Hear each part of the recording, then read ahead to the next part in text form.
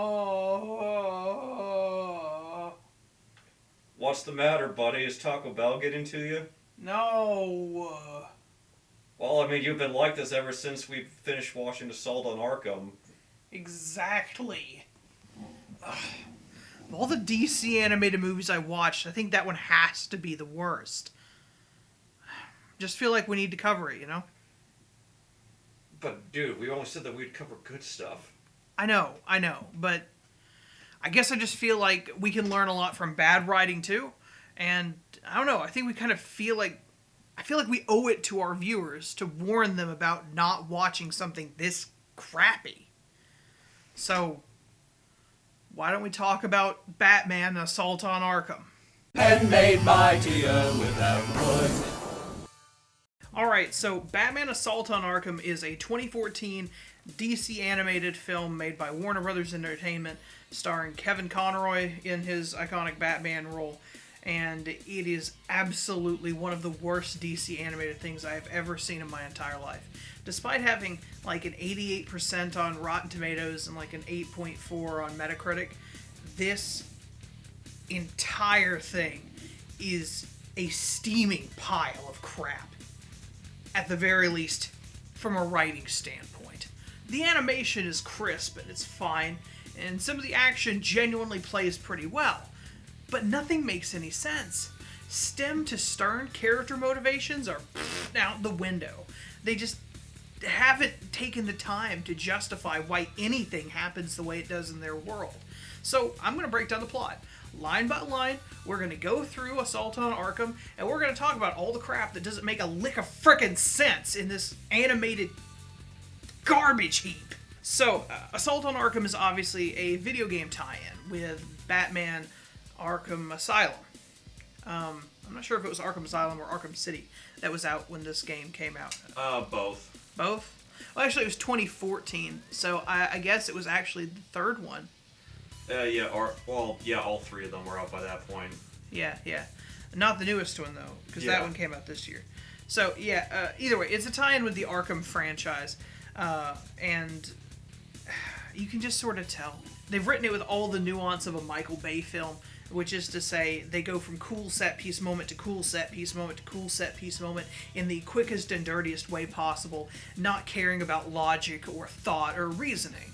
And from the very beginning, you can tell that this entire movie is not going to be that kind of intellectual, highbrow, thought-provoking crime drama. I mean, not that Batman usually is, but it's usually a little bit better than this. Very first scene, we have the Riddler on a telephone call with Amanda Waller, who is the head of the Suicide Squad and works closely with Argus Security and things like that. And the Riddler, in the opening minutes of the film, falls for the classic, "I was keeping you on the line to triangulate your position" gag that nobody even falls for in Law & Order SVU. And sorry, if it doesn't work in SVU, probably shouldn't work on the Riddler. He's one of the smartest villains in Batman's rogues gallery, and here he is falling for the oldest trick in the book. And I feel confident in saying that because this is one of the oldest tricks in the book at this point. But beyond that, so the Riddler falls for it. In come the police battalions to take him down, and while they're charging him, and they get him and they cuff him, and she's like, "Make him hurt." In comes the Batman, not to assist the law enforcement officers, but to beat the tar out of all of them. He breaks noses, he busts ribs, he busts out all the martial arts he can on these people, because the Riddler is his, and he's taking him in. Right. Because... why, though? I don't... Alright, so Riddler gets taken into Arkham, Batman goes about his Bat Day, and Waller starts to plan a new plan of attack, and she starts to assemble the Suicide Squad with one of the absolute worst, like, techno rave montages. It looks like... Kirk, didn't it kind of look like a 90s DC theme song? Like something out of friggin' Batman Beyond?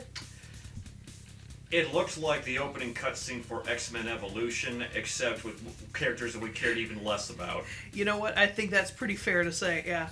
And, I mean, to the point of having to throw in just random ethnic stereotypes like KG Beast, who nobody wants to see, and a knockoff Killer Croc in King Shark.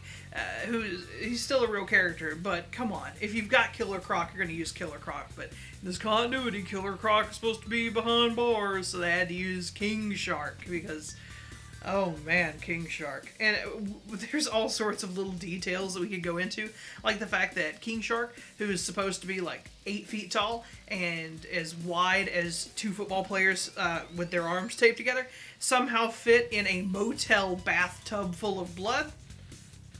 That happened. He didn't know he practiced magic in his spare time. That's a thing. He's King Shark, man. Illusionist. Oh, I should probably mention Suicide Squad in this dimension is Harley Quinn, Deadshot, Killer Frost, Black Spider, KG Beast, and King Shark. So that's our Suicide Squad this time. Not exactly the best. Only 2 characters I would even call B-listers in Batman's universe, and everybody else is C or below. But, I forgot about Captain Boomerang. Captain Boomerang, too. Yeah, he's there. And he's pretty great. I like Captain Boomerang. But they rob him of all of his power and interesting technological devices in favor of just making him use boring-ass boomerangs. So, well, whatever. Can't win it all. So, all of these people get taken in and captured by Argus, and they immediately dump them into a room with no restraints of any kind. They aren't even tied down to chairs. They aren't put behind bars. There's not even any guards. And Waller just walks in and is like, "You guys are going to be the Suicide Squad now, stupid. Hey, you're going to do what I say, and if you don't, then I'm going to blow your heads up." And they're like, whatever, probably not. And of course, then you realize that KG Beast, the obvious, like, E-lister of this universe, is there solely for the point that he is going to walk out of his room and have his head exploded off in a comically silly way, just so that they can say, like, "We mean business, Suicide Squad, do what we say, or suffer the consequences." So everybody else relents, and they get put on a plane and flown over Gotham City. But with all their little dialogue between each other, with Harley Quinn flirting heavily with Deadshot, they all get put in individual metal boxes and dropped like cargo over Gotham City. Yeah. Giant metal crates rain down into Arkham City full of convicts. And this is a smart and responsible plan for the Suicide Squad. Alright, sure. Our heroes go tumbling into Gotham in their metal crates, which explode open, the pieces of which go firing off into random directions and raining down into Gotham City. Like, this is a thing. You're walking down the street, you got your, child hanging onto your arms like, "Mommy, I wanted ice cream." Metal crate! And now you don't have a child anymore. And this is a normal day in Gotham that nobody questions, because why should they? Oh, God, it's such poor writing. And since each crate bursts in half, and we do have, let's see, Harley, Deadshot, Black Spider, Captain Boomerang, Killer Frost, and King Shark. That's 6. That's 6 people. So we're talking 12 6-foot by 6-foot metal crates, because they burst in half, crate halves then, raining down into the city. 12 of them in a 1-block radius. At the very least, it's going to attract police and news, right? Not to mention damages to buildings, cars, and people. But no, that just makes sense because it's an action scene, and why should you have to think? Or at least that's what Assault on Arkham says about you, the viewer, that you're dumb enough that you don't have to question anything. So then, all of these people go and they kick it with Penguin, who starts some crap, but it gets quelled. and it culminates in Harley slipping naked into Deadshot's bed and convincing him to have sex with her. And there is a actual sex scene in this movie that culminates in Harley Quinn shouting Yahtzee, which is her catchphrase. It's said 4 times throughout the movie. The movie is 75 minutes long. Any catchphrase said that frequently is just, it grates on the nerves. Especially when Yahtzee doesn't really make sense as a catchphrase for them. What is it, the 1930s? No one says Yahtzee. And they try and play it off later in the film as being something like the Joker drilled into her, but it just comes off as cheesy and lackluster and dumb, and it doesn't feel right. Kirk, did it feel right when she was like, Yahtzee? She could have said Monopoly and had the same effect. Yeah, I think at that point you're probably right. I would have preferred Parcheesi at that point. Yeah, sure. At least that would have been... Yeah, Parcheesi would have been better. The goal of the Suicide Squad this time, as according to Waller, is that they're supposed to sneak into Arkham Asylum and steal the Riddler's staff and bring it to her. Now, why Waller couldn't have just asked for it is beyond me. But no one questions this fact. So, they go about their plan to sneak into Arkham Asylum by having Harley Quinn rob a toy store in the middle of the night, trusting that Batman will not only show up and take her down, but that Harley Quinn won't go off script and just act like a psychopath and attack Batman. So he busts in, he's like, Harley, where's the bomb? Why are you robbing the toy store, taking all the Barbies? Oh yeah, you're gonna get thrown, sister. Because he's Macho Man Randy Savage. And she's like, well, gee, Bats, I don't really know, man. I just needed this one doll, don't you know? And so then he decides that he's going to turn on his truth vision, because Lord knows the world's greatest detective needs heat-seeking truth vision to understand if Harley Quinn is telling the truth or not. Instead of, doing a cold read on her, looking for tells, doing the whole, zoom-in thing, like the Mentalist or some crap. No, cut that. Let's just use the heat vision. So, heat vision, he determines, yep, your pulse is normal, you're telling the truth, you're going to jail, oh yeah. And he hands her over to Gotham's finest, who immediately, apparently, decide that Harleen Quinzel needs but one guard and a standard cop car to escort her to Arkham Asylum. One guard. A single guard in the back of a standard cop car for the Joker's right-hand gal. Brilliant. Well done. It's good writing.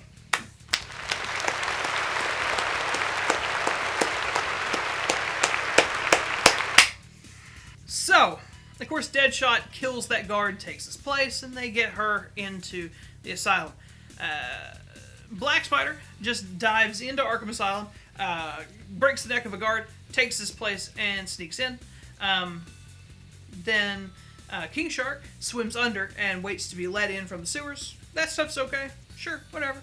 But then we get to Killer Frost. Captain Boomerang, with his Aussie accent and shrimp on the barbie and I got a knife, you banana picker, decides that he is going to throw Killer Frost in a body bag, wheel her through. They're going to do a little inspection, and he'll just sort of go from there. And they put her through the x-ray machine, determine that she's a cold corpse, and then, and I'm not trying to be crass, the mortician takes the cadaver, which is Killer Frost, into the back room, slowly unzips her body bag, and finds her topless, and this is the expression that he makes. It's the actual expression a mortician is supposed to make when he sees a dead girl's, yeah. Well, let's just move on. She murders him, sits up, and pulls her clothes back on. This brings so many questions to me. Like, do all corpses come into Arkham Asylum's morgue topless? If not, then why was she topless? If so, why does he smile like that? Either way, it's weird. It's not right. And so either way, she and Captain Boomerang soon meet up with the rest of the gear, and we get a second montage.